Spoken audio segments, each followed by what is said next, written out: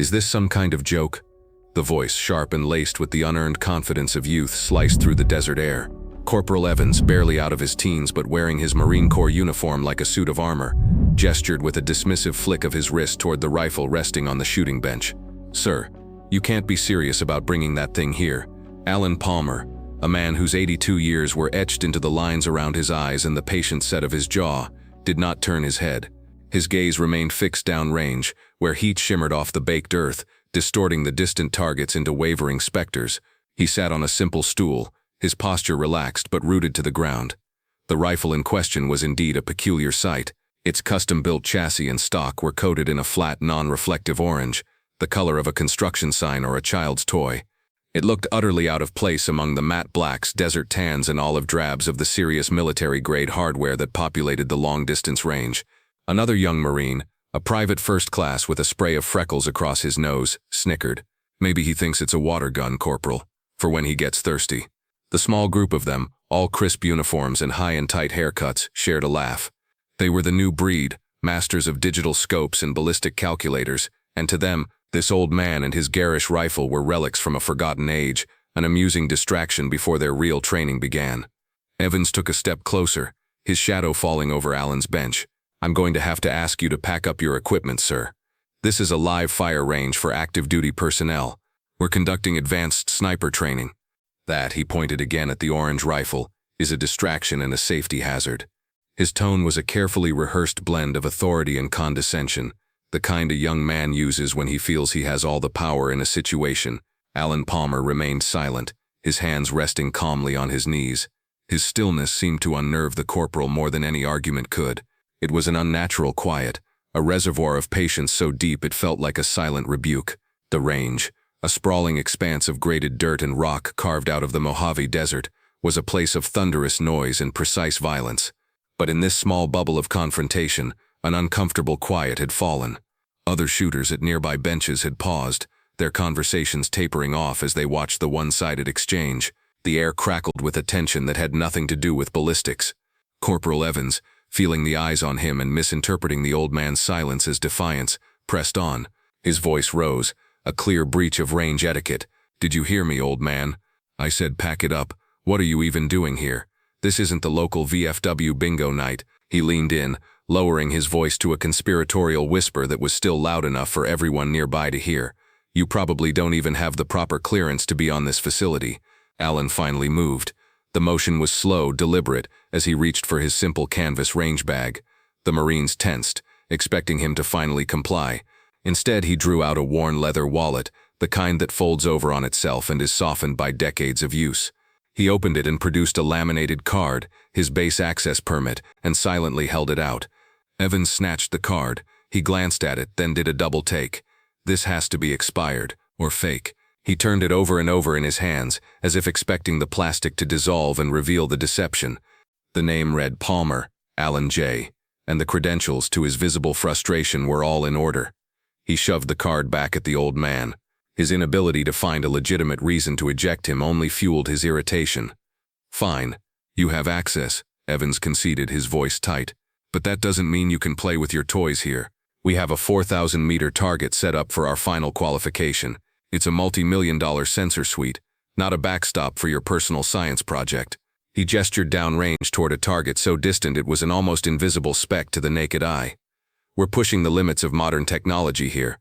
The last thing we need is a stray round from whatever that is, messing up our data." The private first class, emboldened by his corporal's aggression, reached out and poked the orange rifle's stock with his finger.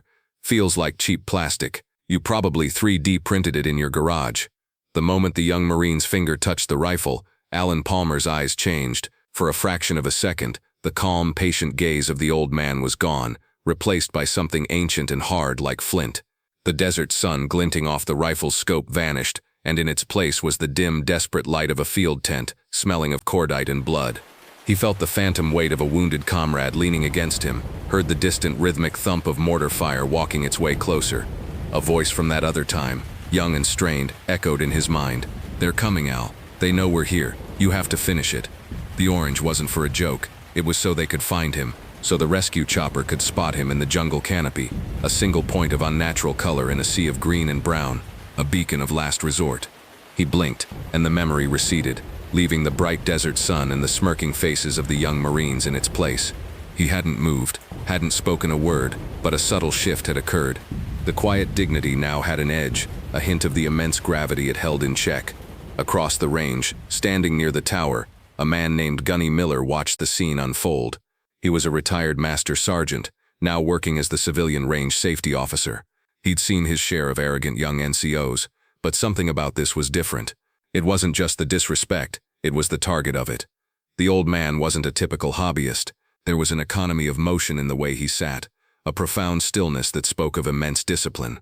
And the rifle, as strange as it looked, had the clean, purposeful lines of a custom tool, not a toy. Miller's eyes narrowed.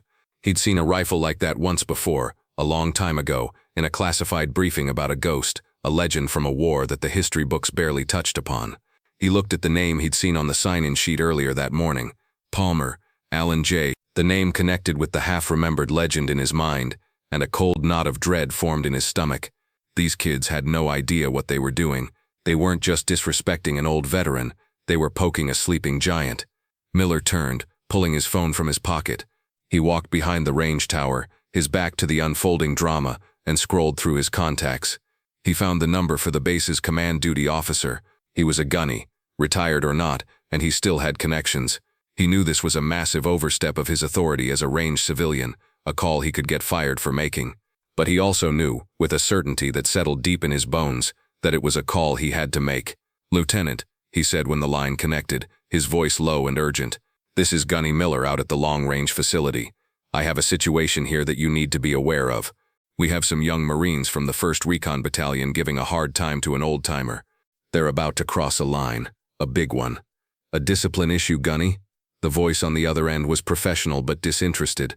"Shouldn't that go through their company command?" "Normally, yes, Lieutenant," Miller said, his patience wearing thin.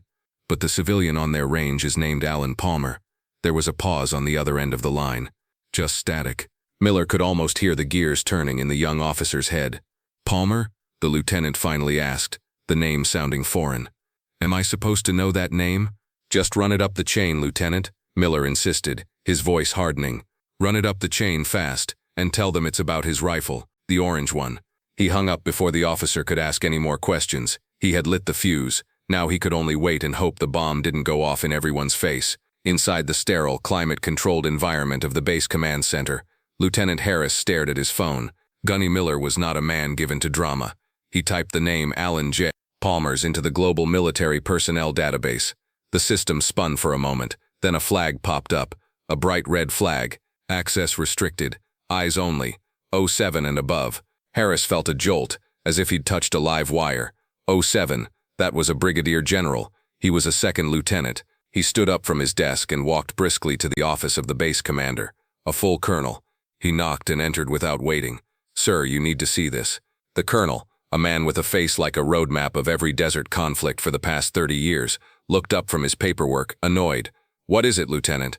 "I got a call from Gunny Miller at the long range. There's a civilian out there, Alan Palmer." The system flagged him, heavily. The colonel's demeanor changed instantly. He came around his desk and looked at the lieutenant's screen. When he saw the name, all the color drained from his face. He didn't say a word. He just picked up the secure line on his desk, the one that connected directly to the office of the commanding general of the entire base. "Ma'am, it's Colonel Price. I apologize for the interruption. Sir, he's here. Palmer. He's on our range right now." There was a pause. "Yes, ma'am. The ghost of the valley. He's in a confrontation with some of our recon Marines." The colonel listened for another moment, his face grim. "Yes, ma'am. I'll meet you at your vehicle. We're rolling now."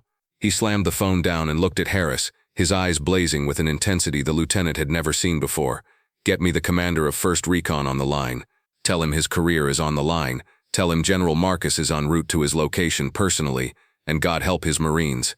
Back at the range, Corporal Evans's patience had finally evaporated. The old man's silent refusal to yield had become a personal insult. The small crowd was growing, and he felt his authority, his very identity as a Marine NCO, being challenged by an octogenarian with a ridiculous orange gun. He had to end this. "All right, that's it. I'm done asking," he snapped, his voice cracking with frustration. "You are being a danger to this facility and my Marines. I am ordering you to vacate this firing point immediately." If you don't, I will have you detained for trespassing and obstructing a training exercise. We'll get you a nice long mental evaluation. Maybe you're confused, old man. Maybe you forgot where you are." He took a menacing step forward, reaching for Alan Palmer's shoulder, intending to physically escort him away from the bench. He never made it. The sound started as a low rumble, a vibration felt through the soles of their boots. It grew quickly into the percussive roar of multiple high-performance engines pushed to their limit. Every head on the range turned toward the main access road. A cloud of dust was billowing into the sky, chasing a convoy of 3 black, government-plated SUVs and a lead Humvee that were closing the distance at a terrifying speed. They weren't just driving, they were charging. The convoy bypassed the main parking area, driving directly onto the graded dirt of the range itself and skidding to a halt just yards behind the confrontation. The dust had barely begun to settle when doors flew open and figures emerged with a disciplined urgency that made the young recon Marines look like amateurs. Out of the lead SUV stepped Colonel Price, but it was the figure who emerged from the passenger side of the second vehicle that caused every jaw on the range to drop. Brigadier General Marcus, a woman known for her iron will and a combat record that was the stuff of legends, stepped onto the dirt. She wore her immaculate uniform, her single star gleaming in the desert sun. Her eyes, sharp and intelligent, swept the scene, taking in the arrogant posture of Corporal Evans, the stunned faces of his men, and finally settling on the calm, seated figure of Alan Palmer. She ignored everyone else. Her stride was powerful and direct as she walked straight toward the old man. The entire range had fallen utterly silent.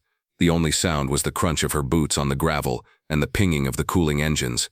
Corporal Evans stood frozen, his hand still hovering in the air where he had intended to grab Alan.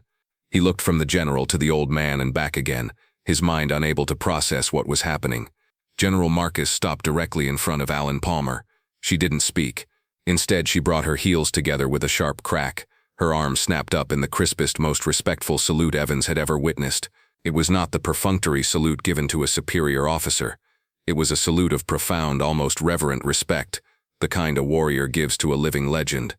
"Mr. Palmer," she said, her voice clear and strong, carrying across the silent range. "It is an honor, sir. I apologize for the conduct of my Marines. They are ignorant of who they are addressing." She held the salute, waiting. Alan Palmer slowly, gracefully rose from his stool. He was not as tall as he once was, but he stood with a straightness that defied his years. He gave a slight acknowledging nod. Only then did the general drop her salute. She turned to face Corporal Evans, and the warmth in her eyes was replaced by glacial ice. "Corporal," she began, her voice dangerously quiet. "Do you have any idea who this man is?" Evans, pale and trembling, could only stammer. "No, ma'am, he's a civilian, ma'am. A civilian." The general let out a short, humorless laugh. "Corporal, you and your men are standing on grounds you've never earned, breathing air you haven't paid for, in the presence of a man who built the very world you have the privilege of serving. This is not just a civilian, this is Alan Palmer." She said the name as if it were a benediction. She paused, letting the weight of her words sink in, her gaze sweeping over the assembled crowd. "For those of you who are too young or too ignorant to know, let me educate you. This man holds the highest civilian award for valor our country can bestow. He was a special projects consultant for DARPA for 30 years. Before that, he served in places your history books don't have names for. He is credited with 5 confirmed kills at over 2,500 yards, a record that stood for nearly 4 decades, all achieved with a rifle he designed and built himself. He is the reason our sniper doctrine is what it is today. We call him the Ghost of the Valley, not because he's dead, but because he would go into places no one else could, accomplish missions no one else would dare, and leave without a trace." She took a step toward the shooting bench and gestured to the orange rifle. "And this toy you were so quick to mock? This is the Mark IV, the prototype for the M2010 sniper system you have slung on your back, Corporal. Except this one is better. He built it in a forward operating base with salvaged parts and a block of aluminum. The bright orange paint you find so amusing, that was so medevac could spot his position for extraction after he spent 3 days holding off an entire enemy platoon alone, protecting a downed pilot. That color saved his life and the life of that pilot, who I might add went on to become a 4-star general." The silence on the range was now absolute, thick with shame and awe. Corporal Evans looked as if he wanted the ground to swallow him whole. His friends, the Marines who had been laughing and joking just minutes before, stared at their boots, their faces burning with humiliation. General Marcus turned back to the corporal, her voice dropping to a low, menacing growl. "You did not see a veteran. You saw an old man. You did not see a piece of history. You saw a toy. You saw weakness, where you should have seen unimaginable strength. You have dishonored your uniform, your corps, and yourselves." She pointed a single trembling finger at him. "You and your entire squad will report to my office at 0600 tomorrow for a personal lesson in Marine Corps history and professional courtesy. It's a lesson you will not soon forget." As the general's words hung in the air, Alan Palmer finally spoke. His voice was not loud, but it had a quiet authority that commanded even more attention than the general's anger. "General," he said calmly, "they're young, they're proud, it's a good thing, they just need to learn where to point it." He turned his gaze to Corporal Evans. There was no anger in his eyes, only a profound, weary wisdom. "Your job isn't to be the strongest, son, it's to respect the strength that came before you. Humility is a heavier burden than any rucksack, and it's the one that will carry you the furthest." He then patted the stock of the orange rifle. As he did, another flash of memory, sharper this time. He was in a makeshift workshop, the air thick with the smell of machine oil and wet earth. He was younger, his hands steady and sure as he milled the receiver. The pilot whose leg he had just set and splinted was lying on a cot nearby, feverish.